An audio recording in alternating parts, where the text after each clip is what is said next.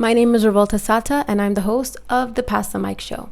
Pass the Mic is an online alternative show focused on highlighting Indigenous artists, producers, music makers, DJs, and selectors from all over the world. On Pass the Mic, when we talk about alternative music, we don't necessarily mean alternative rock music, but can just be anything that goes against the grain and is not necessarily mainstream music. But a main focus of the sounds are definitely alternative, electronic, death metal, and punk music because we see a really big gap in hosting and highlighting Indigenous artists from all over the world in those genres. The most important part of Pass the Mic is the artist passing the mic. How do they do that? At the end of the show, the artists recommend 3 to 5 artists that they think are pretty inspiring and leading the game in their selective genres, and then we invite them to come and join us for an interview on the show, thereby passing the mic to make our circle even bigger and to spread new music to all of our new viewers. So if you're an artist and you think you would benefit from this opportunity, or you know another artist we could pass the mic to, make sure to reach out to us.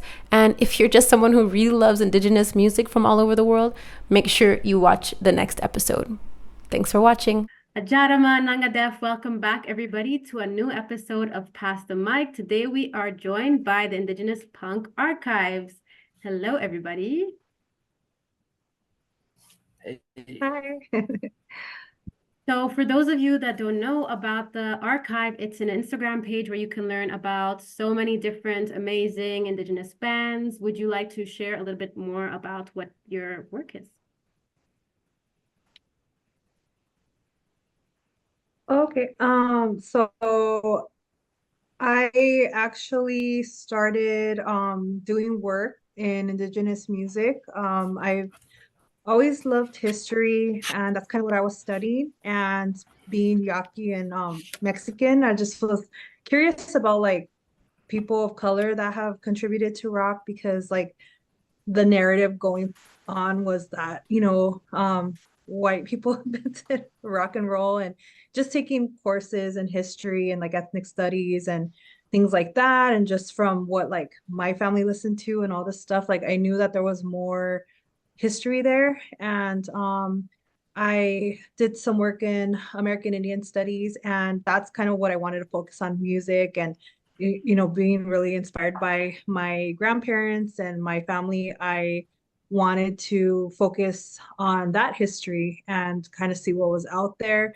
I think simultaneously during that time, the documentary Rumble came out. So that was like mind blowing because of all the great documentary, like all the musicians and native musicians and indigenous folks that contributed to rock and roll or like all these different genres. I just was curious about like alternative music, punk specifically, because I hadn't heard much, and there were things here and there, like certain bands that you would hear about, but I just kind of wanted to know if there was more. And then just like looking things up, talking to people, I found out that there was a lot going on in the Southwest, and me being in LA, I feel like on the outer periphery, like there are bands coming in here and there, but there's this huge scene. And just to kind of sum it up, like talking to those folks, this had their scene had been going on for a while, so like they were teaching me that indigenous punk was alive and well in Arizona, New Mexico, places like that, parts of LA. There's bands like Aslan Underground and folks in Los Angeles or the Valley that were doing things, resistant culture, like all these different bands. And then just it got me curious in other genres, like Romeo Void, like all of these other genres like post-punk and even like hardcore emo. There's like all of this presence of like native folks.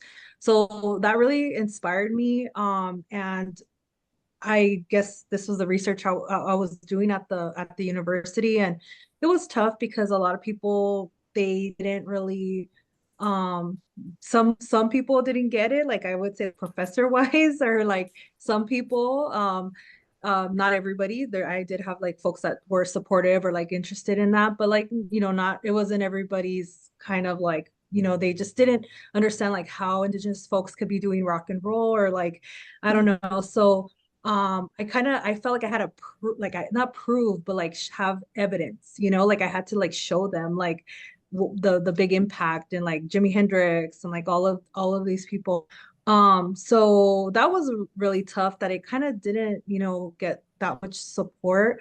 Um, and I guess the big thing and how I met Cass is like just putting it out there. And it was more so just to I guess because it's not under the institution or the college. It's like it was on social media for everybody. And Mhm. like not that I discovered it or anything, but there's just, cool things, photos, little histories and things like that, just putting it out there that I either came across or read upon or talking to people. And it was really interesting because people sent their photos like when they were Yeah. young or like yeah, like their stories. And fortunately I met Cass through that.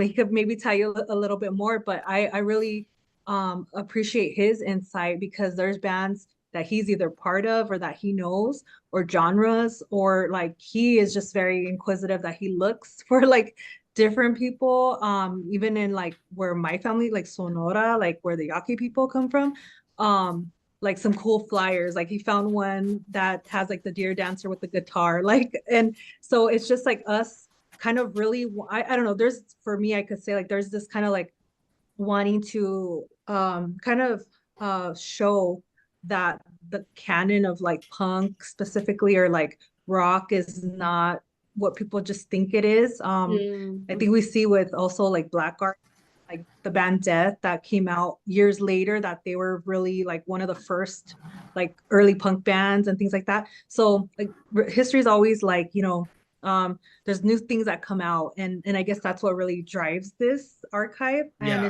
Yeah. it's essentially part of the research and scholarship that I did, but then also the folks that follow it, their bands, what Cass finds, like, just interesting things, and us wanting to promote all of these artists or ones that we just find out about or ones that had been there for years that were doing this for years, So sorry, I'll let Cass expand on that. Yeah. Whether it was the algorithm or somehow I found the archive and I was just like, whoa, like, I had always been kind of heavy into letting people know um, that, my main thing is letting people know that Indigenous musicians have always been a part of every form of popular music well, for our focus is it, I wouldn't say we're narrow, but it's where we're from, like, so, North America. And it goes back to even, pre rock and roll, that we've always been a part of popular culture, whether we get recognized or not. So I was kind of like blown away when I seen that somebody was doing something like this. And I think what probably got Christie's attention is that I messaged the archive and, I said, this is important work that you're doing and people need to see this. And we need to make it grow because, you know, um, growing up here, like in Canada, we're kind of lucky that even if it's not the greatest, there's a lot of focus on our people in the media, like in like we have a national television channel, and back in the day, like, they did do a lot of focus on Native musicians and stuff. So I always kind of knew they were there, but then I was like, when I was see stuff, like especially Rumble is very important to me, because it made me realize, like, wow, there's people I wasn't even aware of that we should know, like Jesse at Davis and even Link Ray. I knew Link Ray forever, and I didn't know anything about his background of being Shoshone, right? And he's like, maybe one of the most important people in the history of music. If he really get down to it, I don't think we would have any of the distortion, the way it's went and everything like that. So the the the native DNA is in the DNA of rock and roll for sure, because of guys like him, and it keeps continuing to grow. Like what I really like doing with the archive is sharing new bands too, and showing. I like to show, like, we have a.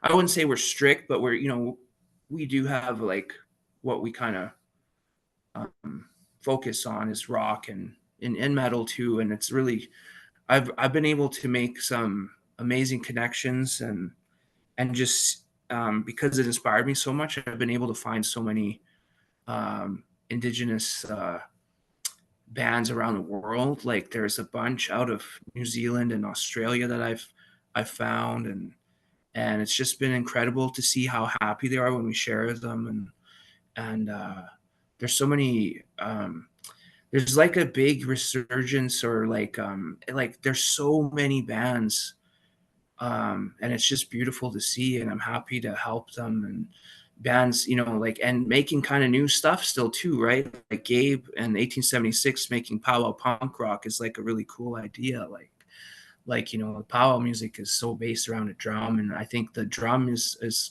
like a huge part of punk too, so it just makes sense. So Mhm. so I'm so proud to be a part of this, and another thing that's great is to give the props to the people that were doing it without. They weren't. They were doing it because they had to do it. Like where I'm from is very isolated, and a lot of people. There's a guy. His name is Willie Thrasher, and we kind of like, my awesome partner and her sister kind of really put it in my head. Like he's like, without even kind of knowing it, he's like one of the first punks. Like he had that. He was like playing fast, and he liked, like, he plays a kick drum by himself, and he's so cool, and he's still going. Like we tour with him like every year, like we hang out with him, and we get to see like a real legend. Like he's from the Northwest Territories, like, or like not like Nunavut, like way up there in the Arctic, and he had to leave his home to even make music. We don't have to face those challenges. Everybody can make anything from their house now, but he had to really. So I want to like exemplify and lift up those people that also were fighting in the inside of a music industry that didn't want them to even say who they were. Like it's really embarrassing to admit, but like I didn't even really even know about Robbie Robertson's being Mohawk. Like that's how weird and lame the racism that Mhm. still permeates through the industry, of course, but it's not like it was. But it was like I had no clue, and then all of a sudden, like maybe he had the same thing. Like I actually watched something where he was saying like his mom had kind of not warned him, but just told him like, hey, like this can happen if people find out. But then it seems like he really embraced who he was, and he's one of the guys I think that's like huge in obviously the band is a massive band, but I think it's always funny that like this native guy from Canada is the one that like invented this Americana rock music that's people love. So like there's so many people like that, and like it's been really incredible to learn about. Like Romeo Void I learned about through because of Christy, and we get to see like it's just incredible. The stuff that our people have done is like inspires me and all informs me and all the stuff I'm doing, because it just makes me feel so proud to be even part of anything like that. I have quite a few bands on the go, and I hope to be seen in the way these people we look up to are someday. And yeah, I'm just super proud to be a part of Christy's work, and to know her, and yeah, I'm just filled with so much joy to be a part of something like this. That's amazing. And you guys Thank are you. doing such great work. Like, I think lots of archive work now is coming out, and it's also like a good time as well, I think, to be Indigenous in general, because people are like, I think they have always been proud, but it's something where now you can really like share and connect with a lot of other people from all over the country, like your country, or even Yeah. around the world. So I'm curious to know, Mhm. like how the response has been with people having access to this information, because I personally love archives. I love looking at old photos, if it's like family, and then if it's like artists that I love or artists that I've heard my mom listen to or my grandma listen to, I'm just like, this is so cool, and it kind of like inspires me. So I'm curious, like how have other people been responding to and engaging with the archive itself? I think it instills like pride too, like how folks, I'm just thinking like the fashion, how they Mm. incorporate like whether it's already their like traditional or regalia things or into like say like a punk outfit or goth outfit or something like that. Um, for other folks that look at that, it's nothing to, like when a lot of folks of color, like when they have to wear their traditional like dress or something, like maybe because of society, they don't feel proud or they don't feel like comfortable to do it. So like when they see somebody like putting certain type of earrings or some of the girls told me like with their pinup wear like adding velvet and like turquoise and things like that, like how beautiful and unique, or like a Pueblo woman or something like that. There's this alternative model Daphne that I follow, like a friend, and she's awesome, and she is like goth and she is Pueblo and she incorporates that into her like her skirts and things like that. So just how unique, that's what I love too, is how unique that looks. Like nobody else has something like that. Like they incorporate their culture into like this alternative dress, or there's fashion designers that Yeah. follow. I think one of the brands is Alternative, which I think Mm. so like so clever. Like, but this is just some of the bands that are doing that, or like they'll have maybe some traditional dress and they have a pin or something like that. So I think it just instills like pride and also like uh what is it, like a them identifying with each other and a comfort and things like that. So Yeah. that yeah, that's some good things I've heard. And then also just like we just get we just I just maybe having a little bit of experience in a band, like anything helps, people posting your stuff, people sharing things, like anything helps, right? Like you're trying to like get out there, put your band out there and stuff like that. So I mean, it's really like I could say off the bat, like personally, like we're not trying to be content creators or like influencers or nothing like that. Yeah.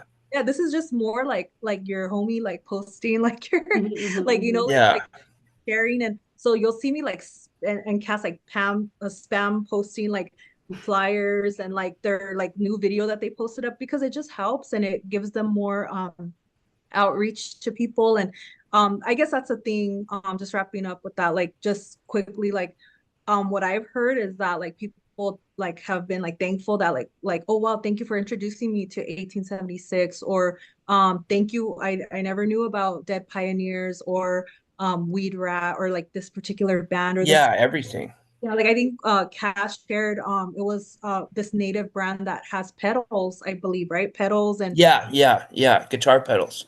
Yeah. They're and called Native Audio. yeah, and like I And feel like people, of course it's the people that are actually doing that, or like Apache skateboards and things like that, the Mm. people that are actually mm, making it and posting it. So the first and foremost, they're the ones that are doing it. But it's just like we are also kind of helping at like reposting, I guess. Like Mhm. yeah. so then that gets them more eyes. So that's like, helpful to them. But that whole equipment thing was super. I didn't know about it. Like so we learned too, like when Yeah. They have like the fry bread fuzz. Is that the Pedal. pedal? Is it that Yeah. one? Yeah, Yeah. yeah, I've Yeah. seen that. I've seen that. I've Yeah. seen that. Yeah, yeah. Yeah. It looks I great. found about them through Gabe too, actually, because they had sent 1876 the pedal to try out, and then I was like, no way. And then it was really Mm-hmm. cool because the pedal company is by somebody who's Blackfoot, and Mm-hmm. my brother, my funk brother Curtis is Blackfoot, and one of the pedals is their word for a bear, and that's the same. That's his son's name is the same word, so it's just Mm. was beautiful. I was like, wow. So I'm hoping to work with them or something, or support them every way I can, because Giveaway. Yes. yeah, something like that. That's a good idea, because like more people need to know about like that. So like I used to have in my band, as we call it, like our tribe is probably more what people would understand. We used to have our own energy drink, and we use traditional ingredients in it. And one of the biggest things that I got out of it wasn't even the drink itself. It was when people would be like, wow, this is a native owned company and they're doing something like this. Like we got into a major convenience store chain, like, 7-Eleven. We were in every 7-Eleven from like Vancouver Island all the way to Manitoba. So we got pretty big pretty quick. And but the biggest thing was like when people be like, wow, this is a native company. So I want to share stuff like that. Like, cause that, that kind of thing, like a guitar pedal like that, with the bands that we support, that's exactly the kind of stuff they need to know about too. So it's like we can help each other in so many ways. And that's what I think our archive is like. It's not just an archive, it's like this hub to celebrate ourselves and find new and old, and just, it is to archive too. So even when it's the time passes that this stuff isn't new anymore, people can come back and find it. Because sometimes when people find the archive, like my phone will just blow up with notifications, like, what's going on? And it's like one person like liking every single thing we ever posted. Girl, yeah. Sorry, guys, that wasn't me. No. Yeah, that's true. I didn't think about it, that they're just looking at everything. Yeah. Just That's what I did when I found it. When I first found it, I was like, whoa, like what? And I would see all the stuff that you'd found already, and like it inspired me to look for stuff. And like I still have stuff that, like, Christy and I are both very busy. Like I'm part of this all Indigenous music tour that happens every year, where we take all native bands, like artists of all types. It's not just punk and metal and stuff like that. It's everything. And we go to bigger communities, smaller communities. And, we had an amazing summer last year. Like we brought Aslan Underground up here and really connected with them. And they put on like people from all over the place, because we have a Latin crew that helps us with our video stuff. They said people have seen the shows that the Aslan Underground done with us, and they're like blown away by it, not even just seeing the video. And Aslan guys have said that we really, coming up here, really make them want to continue to keep the band going even. So it's like amazing, the stuff we're doing. And I'm just blown away, because like Yout, for example, from Aslan Underground, he is a source of like major inspiration with his previous, like his other band. What's their name again, Christy? Iconoclast. Iconoclast, yeah. Like they're like iconic peace punk and like animal liberation and stuff, and the pictures we find of that band and him, like people love it. And it's like really, Yout is he's somebody I'm really glad that I've met, and I'll always hold him up, because he was paving the way and still showing how it's done. He's a beautiful person, and I'm really proud to know him. Yeah, they're so supportive, and like somebody that's very supportive. And so it's surprising, some folks that do follow, like we're kind of taking, like I think one of Toby from Bikini Kill actually just started following us.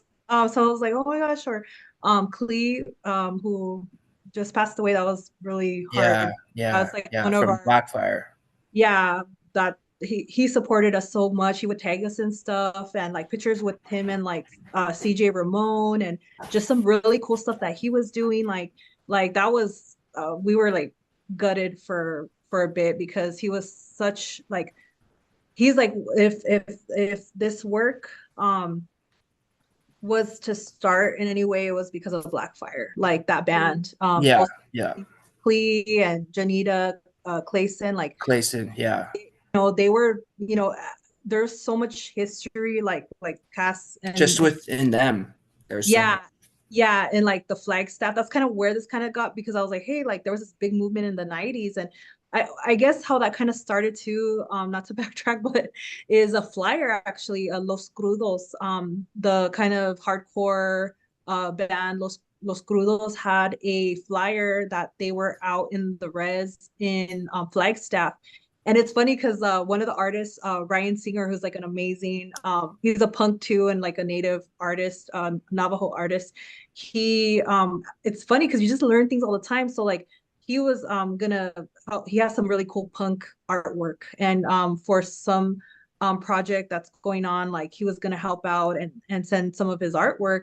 And he saw the flyer and he saw that my friend made that flyer, that Los Crudos flyer, like that was at my friend's house. And like, so it's just crazy. Like, so I'm like, oh yeah, like let me give them credit. Like, but that flyer kind of started this whole thing out, because I was like, Los Crudos was out in Flagstaff, it said res show, I believe, and it had like, it looked like a indigenous like a person in the flyer. And I was just like, where's this history? Because I've been in classes that have taught punk or music history, and unfortunately all you do here is UK and this and that. And where, just because Cass just reminded me right now, with like folks like Iconoclast, or the anarcho kind of like animal liberation, animal rights, communal and community kind of land-based things.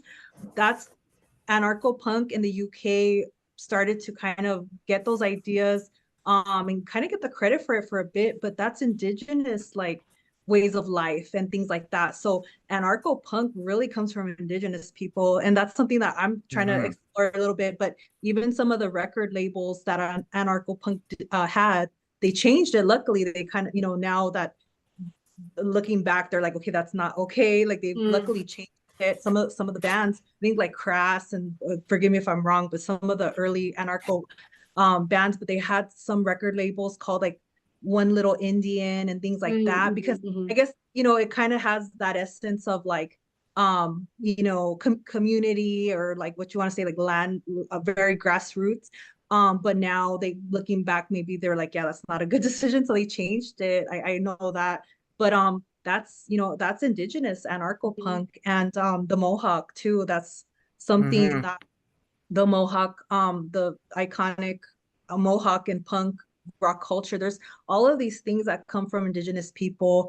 And the last thing I'll say is just like how we listen to music. There's a lot of literature that from indigenous writers that has come out of how we listen and things like that. And it's just like there are also indigenous beats and things in music, drumming, like 1876 does. They use the jingles in their music, like the jingle dress kind of things. And it's like these are as equally a way to make music, and it's just like, maybe with the Western kind of like way of listening to it, people don't get it. But there's particular ways to make and listen to music that maybe Westerners don't really do or look for, but it's unique to like indigenous folks. Yeah. So I was trying to like I would even say like going back to talking about like the fashion and stuff, where you're saying so many things like are now informing indigenous punk fashion, where I would say it's like quite the opposite, that it was taken, repurposed, and now people are taking it back. Is how I kind of like the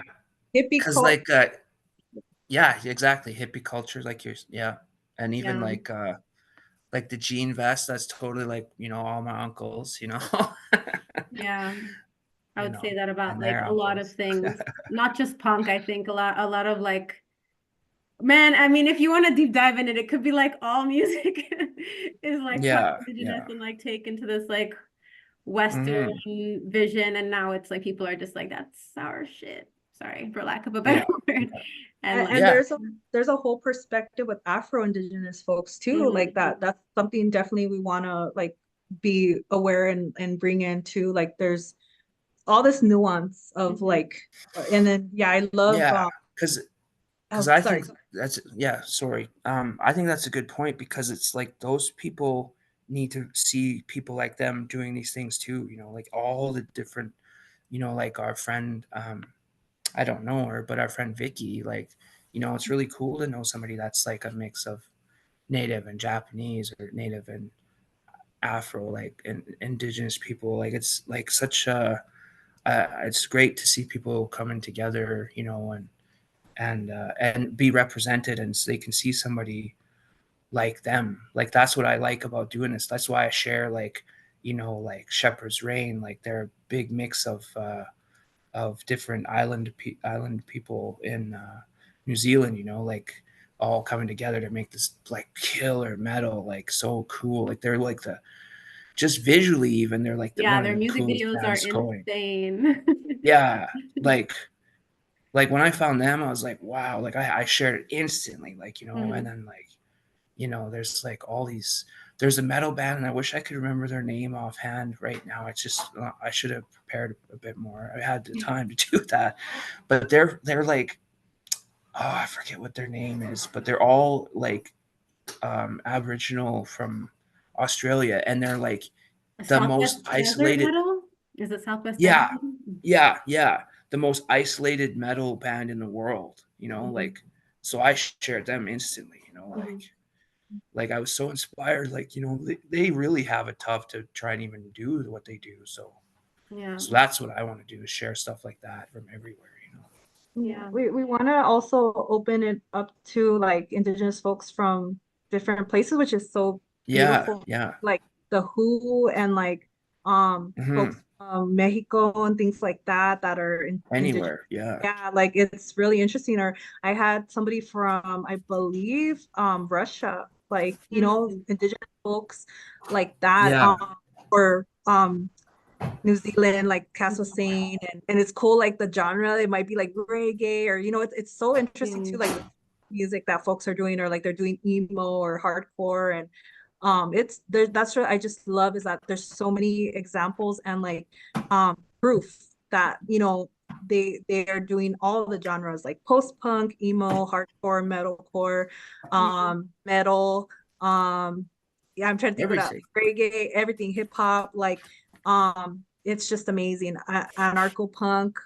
So it's just like, yeah, we've had our hand in everything, and it's amazing. Yeah, and that's yeah, exactly. Like, it's going, no matter what point in history, we with our archival work, we show that we've always been here and been a part of music. Yeah. And popular music. It's I'm very proud to be helping do this work. And it's great work. And unfortunately, I know in the interest of time, because you all have to split, we kind of were getting into it, like we were sharing some recommendations. So we're at the last segment of the show, the Pass the Mic part of the show. So we've mentioned like the Who, Shepherd's Rain, but I'm sure there's other bands that you could share. So it's the Pass the Mic session. If you had to recommend like 2, 3, 4 artists that you think people should be like really like pumping into their ears right now, it doesn't necessarily have to be North America, but it can be, like, who would you recommend? Well, I was gonna suggest Suspended. They're where are they from, Christy? New Mexico. Yeah. They're all Indigenous female thrash band, and they're awesome. So cool. Sounds amazing. And then how about you have another couple, Christy? Yeah, I want to make sure I have sorry. Yeah. Like, which file should I believe, so going off of Cass, so Suspended, yeah, excellent recommendation. They play so good, they're amazing, and just amazing individuals. Like I believe so one of the or maybe two of the members of Suspended, their sister, they just kind of, I think, started a new band, and they're, I think, like metal or death metal or something, but their name's Crypt of Nocturne. Crypt of Nocturne. Yes. Yeah, Crypt of Nocturne. So cool. Like they have like the, what would you call it? Because I don't want to say, I'm more of a punk, but like the black and white. They're black metal. Black metal. Okay, yeah. Yeah. So, but they crush. They're so good. Good call. Yeah. So we definitely want to amplify them. And I'm trying to think. So like With War is another band that I really love. They do like hardcore, which hardcore, you know, that's typically like very masculine, very much, you know, now it's changed. There's so many women and folks of color that are in like power violence or like hardcore. So like With War's a favorite. Trying to think. Alliance. Ocean, yeah, Alliance is great. Alliance is from San Carlos. And I just see them hustling. That's what I love about Yeah, Alliance. And yeah. they're so down to earth and funny, and like they hustle and they post, and they're really good at that, like engagement with people, and really, really like that. I always mention they're one of my funniest interviews, like because they're just really cool, like really talented and really funny. And then Ocean Harvest is another great band. So they do kind of like the metalcore and things like that, like the screamy. I love that. So I'm like a big like hardcore, post-hardcore, like emo type of person. Yeah, there's so many people. Trying to think. Yeah, there's just so many great bands. Let me give you one more. Let me, if Cass could think of. Yeah, I got one. I'm not sure how to say their name exactly. It's like Dotham. They're from New Zealand. They're all female. Yeah, like they started in late 2018, and they write in the Maori language. Okay. And they're a punk band. And yeah, if you look at the archive, anybody that's watching this, if you look at the archive, you can find a bunch of posts about them. They're really, really, really cool people, and like it's amazing. You know, to hear. One of the things I really want to focus on is finding more and encouraging people to. Actually, I need to shout out somebody that's really amazing. He writes all his music, even when he does covers. He does them in his Tsimshian language. His name is Saltwater Hank, and he's from further north, kind of west of where I'm at right now. And I just got a chance to get to know him quite a bit more. And he does like really like not traditional, but like really like rock and roll, like metal.